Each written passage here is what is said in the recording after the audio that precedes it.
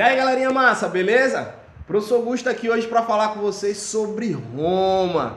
Exatamente, o Império Romano, aquele que todo mundo tem uma grande curiosidade, tem um grande fascínio. Eu particularmente gosto muito da história romana, né, já que ela conta muita coisa do que nós hoje temos na nossa sociedade, né, como por exemplo o direito, para quem vai fazer direito aí, para quem quer cursar direito, né? Roma ela traz para nós alguns dos nossos direitos, como por exemplo o direito civil, né, que rege as regras entre os civis que somos nós, né, as pessoas comuns, né? E é sobre Roma que nós vamos falar hoje.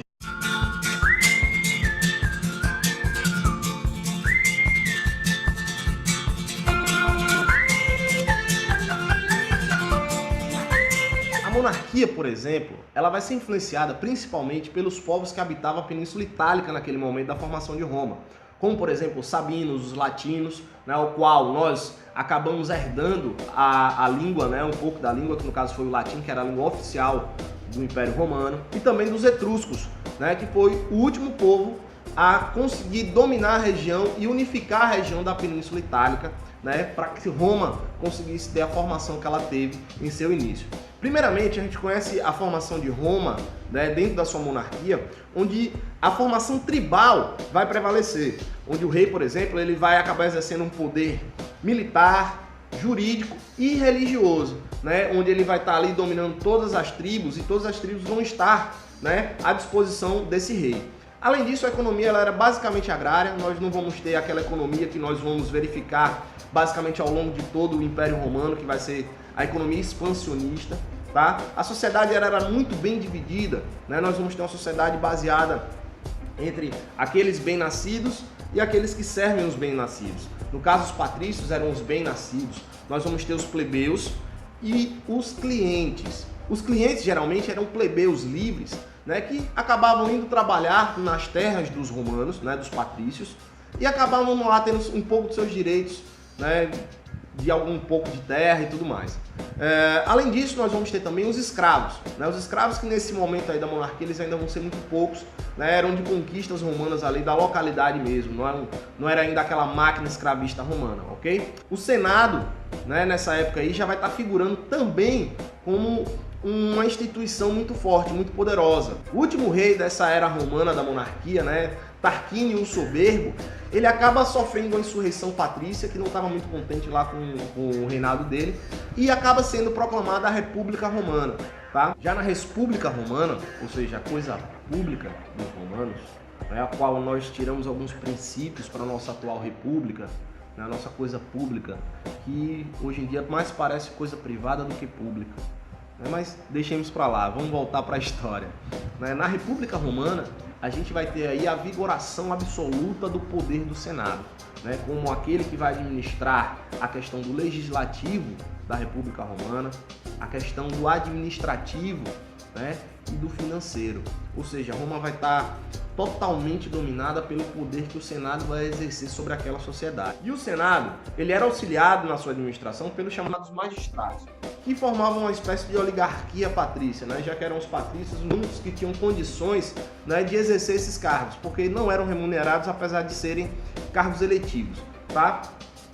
Dentro dessa situação nós tínhamos aí os questores que cuidavam das finanças públicas, os edes que cuidavam da conservação do policiamento, os censores que cuidavam do censo populacional, né, dividiam a população de acordo com a sua ordem censitária, né, a sua ordem de riqueza. Né, nós vamos ter também a questão dos pretores, né, que exerciam funções jurídicas, os cônsules também, né, que exerciam o comando do exército, por exemplo, né. Entretanto, mesmo com essa administração aí da República, né, um pouco mais aberta, no sentido que as pessoas poderiam ser eleitas para o seu cargo público, Roma vivia em constante convulsão social. Né? Tanto é que na época da República nós vamos ter uma paralisação geral. Exatamente, a galera lá já descia o cacete, já cruzava os braços e dizia que não ia trabalhar mais. Né? Por exemplo, a primeira noção de paralisação de trabalho total que nós temos na história da humanidade aconteceu na monarquia romana, né? Justamente quando os plebeus eles se retiram para um monte que ficava próximo da cidade de Roma e lá eles decidiram não trabalhar mais. O que foi que aconteceu? Roma parou. Mano, Roma realmente parou, né? Mas eles acabaram ganhando alguns direitos, eles conquistaram alguns direitos, né? Como por exemplo, eles acabaram ganhando né, o cargo de tribuno da plebe, que era eleito pelos plebeus com a função de justamente poder vetar, né, as leis que eram aprovadas pelo Senado romano, caso ela interferisse em alguma situação ou tirasse algum direito que pertencesse aos plebeus. Outro direito conquistado vai ser a lei das 12 tábuas, né, que vai ser justamente um conjunto de leis, né, que ficava lá exposta no Fórum Romano, no centro da cidade de Roma, onde lá dizia, por exemplo, que os plebeus e os patrícios podiam se casar, que os plebeus tinham acesso a terras que estavam sendo conquistadas naquele momento por Roma, né? Então a gente vai ter aí algumas situações favorecendo os plebeus. Outra questão é justamente a questão das guerras púnicas, né? A guerra entre Roma e Cartago. Né? Cartago, ela dominava toda a região do mar Mediterrâneo, tinha uma expansão comercial muito firme, muito bem solidificada. Então Roma, como ela queria adotar uma economia expansionista, dominando várias regiões, ela acabou se colocando como uma extrema rival de Cartago. E obviamente Cartago não vai aceitar isso. E eles vão se conflitar, né, para ver quem iria estar ali tomando posse de toda a região do mar Mediterrâneo. Roma sai vitoriosa, é quando nós vamos ter aí o chamado Mare Est Nostrum. O mar é nosso. Ou seja, a hegemonia romana, né, ali no mar Mediterrâneo, na região mediterrânea. Tanto é que alguns historiadores hoje em dia eles colocam a ideia de que a Europa, nesse momento de Roma, ela não existia. Até porque todo o eixo da civilização ocidental estava voltada para o Mediterrâneo. Né? A Europa, como nós conhecemos na Idade Média, por exemplo, ela ainda não era vista daquela forma. Né? Ela vai se transformar lá na queda de Roma. Essa guerra expansionista ela acaba tendo algumas consequências. Né, como por exemplo o fortalecimento de Roma, claro, com isso a gente vai ter aí o predomínio da economia escravista já a partir da República Romana. Nós vamos ter como consequência disso uma diminuição nos preços dos produtos agrícolas e consequente a isso nós vamos ter um êxodo rural muito grande nesse período, então as pessoas começam a sair do campo porque não tinham mais como viver no campo e passam a buscar uma vida melhor nas cidades que passavam a se expandir dentro da República Romana, né? Acaba sendo então um crescimento muito desordenado, né? Consequente também a esse comércio expansionista romano, nós vamos ter uma classe surgindo, aí uma nova classe surgindo, chamados homens novos, né? Que era uma classe de comerciantes lá do Mediterrâneo, que acaba ganhando muito dinheiro e enriquecendo e passam a ter, né, uma visibilidade muito grande dentro da sociedade romana. Eles depois acabam sendo incorporados como uma parte muito bem vista da sociedade romana lá dentro do Império, como a gente vai vendo mais na frente. Nessa mesma época, nós vemos aí, por exemplo, as reformas dos irmãos Graco, né, que vão buscar uma reforma agrária, né, vão tentar trazer com que os plebeus tenham uma vida um pouco mais digna. Né? Entretanto, vai sofrer uma forte oposição patrícia.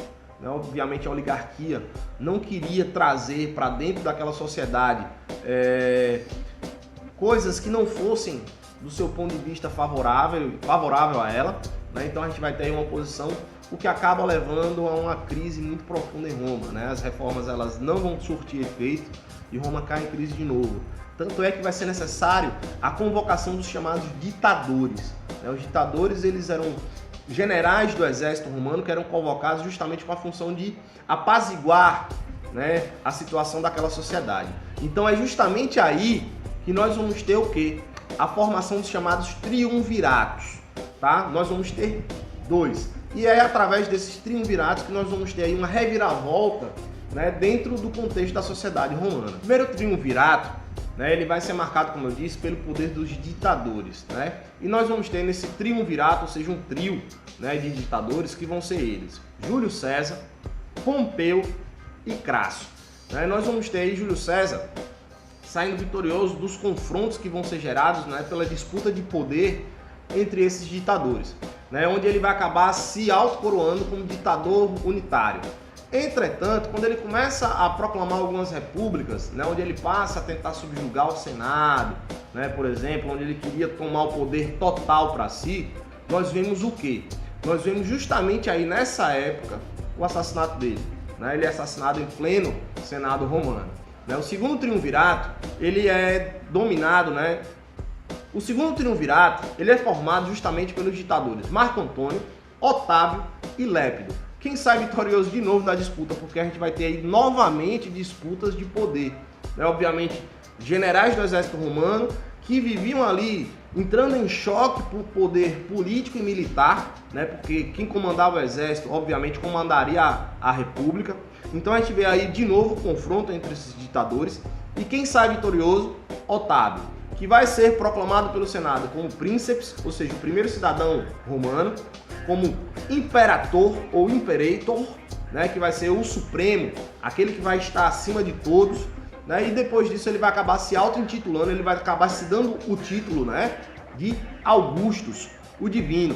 Então ele acaba proclamando o império. Então o primeiro governo que a gente vê é de um cara chamado César Augusto, né? O general supremo, general do divino, né? Então aquele cara que vai estar acima de todo mundo, né? Tanto é que o imperador romano, ele era cultuado dentro da sociedade romana como um deus. No Império Romano, nós podemos subdividi-lo em duas partes.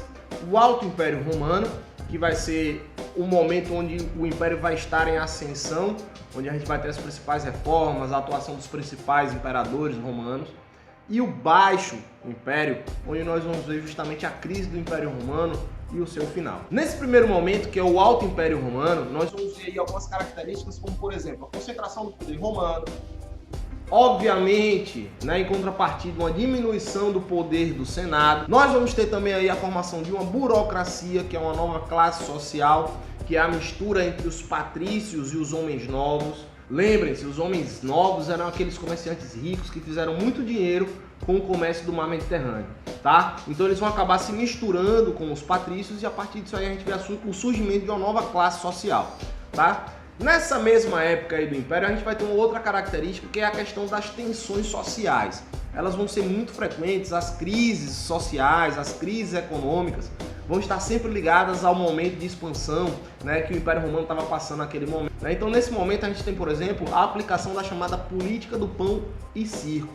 Tá? A política do pão e circo, nós vamos ter justamente o pão, que era a figuração do trigo que era distribuído para as populações mais pobres, né, para que pudessem permanecer um pouquinho mais tranquilas, um pouquinho mais acalmadas, de barriguinha cheia, né? Em tempos de crise, eles davam pão, o imperador romano mandava distribuir o pão, tá? Enquanto, por exemplo, nós vemos a questão do circo, né, que eram as diversões, os espetáculos, né, nos coliseus, né, como por exemplo lá o Coliseu de Roma, né, onde nós vamos ter lá grandes batalhas entre gladiadores, né, corridas de bigas, lutas entre gladiadores e animais como leões, ursos, né, que eram muito utilizados nessa mesma época aí. É nesse período também, né, que nós vamos ter a instauração da chamada Pax Romana, justamente tendo seu início lá no governo de César Augusto, né, Otávio para os íntimos lá, quem conhece ele desde antes, tá? Onde nós vamos ter, por exemplo, uma questão da manutenção dos privilégios das classes sociais mais altas, né, uma retomada da expansão do Império Romano, a ampliação consequente do comércio, né, já que a economia romana ela vai estar vinculada a esse expansionismo, né,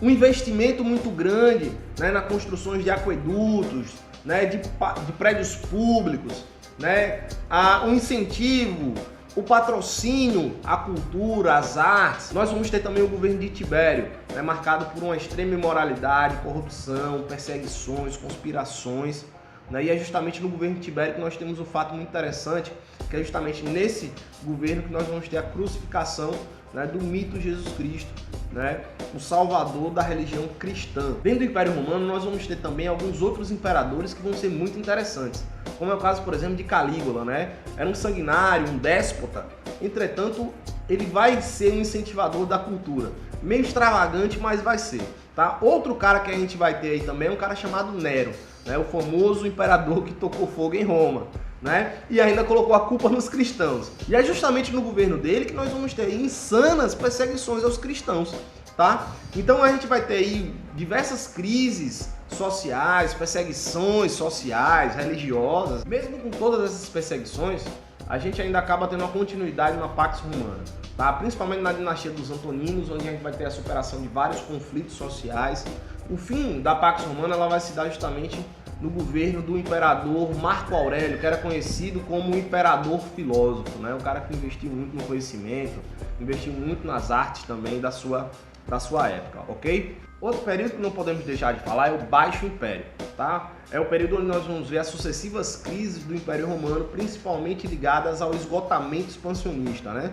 Ela já não conseguia mais policiar suas fronteiras, sofria muita pressão dos povos bárbaros, tanto aqueles que viviam fora das fronteiras romanas, quanto aqueles que viviam dentro das fronteiras romanas, né? Bárbaro era todo aquele que não era considerado um romano, que não falava o latim, tá? Alguns desses povos eles foram incorporados às expansões romanas, principalmente como escravos. Tá? Então, alguns deles, já no final do Império Romano, também passaram a ser aceitos dentro do exército romano. E esses povos bárbaros passaram, né, a justamente fazer o quê? A trazer para dentro do Império Romano uma pressão muito grande, uma pressão social, uma pressão militar, tá? O que vai acabar levando, por exemplo, também a uma consequente crise escravista, uma consequente crise econômica e principalmente uma crise política. Nós vamos ver nessa crise política os chefes militares entrando em um embate, né, extremamente perigoso para o Império Romano, onde eles estavam ali disputando poderes para ver quem teria mais poder do que o outro. Outro fator importante aí para as crises romanas vai ser também o crescimento do cristianismo, principalmente entre os escravos, que vai acabar dando muita força aos escravos, já que o cristianismo ele vai ter aí um patamar, um ideal, né, muito voltado ao perdão, a vida após a morte ser recompensada, tudo isso aí. Outra questão que a gente não pode deixar de trabalhar dentro do Baixo Império é a questão de como o cristianismo, né, já que estava crescendo tanto entre os escravos, era tratado pelo Império Romano. Ele era tido como um ato subversivo, né, já que ele cultuava apenas um Deus. E, como eu disse para vocês, o imperador romano era tido como uma das divindades romanas, né, já que nós vamos ter na religião romana um politeísmo. Então, nesse início aí da religião cristã, nós vamos ter uma perseguição, ela é vista como um ato subversivo e tudo mais. Diocleciano vai trazer para dentro do Império Romano o chamado Edito Máximo, no ano 301 mais ou menos, onde nós vamos ver aí uma tentativa de controle da inflação econômica que Roma passava naquele momento. Então ele passa a controlar mercadorias, né, o preço dessas mercadorias, ele passa a controlar o salário dos funcionários públicos, né, justamente com a intenção de tentar controlar aí a economia romana. Outro cara importante nessa época vai ser um cara chamado Constantino, né? Ele vai trazer para dentro, ele vai aprovar dentro do Império Romano o chamado Edito de Milão, no ano de 313 depois de Cristo, mais ou menos, onde ele vai dar liberdade de culto aos cristãos. Isso vai ser muito importante porque é a partir daí que nós começamos a ver o cristianismo sendo completamente absorvido pelo Império Romano. Teodósio, ele vai ser outro imperador muito importante dentro desse contexto do Baixo Império Romano, tá? Ele vai aprovar o Edito de Tessalônica no ano 380 depois de Cristo, que vai oficializar o cristianismo como religião oficial do Império Romano. Ele também vai ser aquele que vai dividir o Império Romano, né, em dois polos. O Império Romano do Ocidente, com sede em Roma, e o Império Romano do Oriente, lá na cidade de Constantinopla, tá? Onde isso aí vai ser justamente uma tentativa de conter, né, a crise que se alastrava por Roma, né? E também tem uma segunda opção caso Roma viesse a cair, como aconteceu. Afinal, a crescente debilidade de Roma por causa das revoltas sociais, das crises políticas, escravista, de segurança, né, da expansão do cristianismo também, mais uma vez eu volto a repetir, que isso acaba ou não, acaba sendo também um dos pontos que vai debilitar o Império Romano, né, que vai meio que tirar um pouco da unidade romana como um todo, que ela tinha até então, e principalmente o que nós vamos conhecer como as migrações bárbaras, tá? Que em outro momento nós vamos estar trabalhando. Ok, pessoal? Espero que vocês tenham gostado dessa aula, dá o seu likezinho aí, se inscreve no canal, grande beijo, muito obrigado.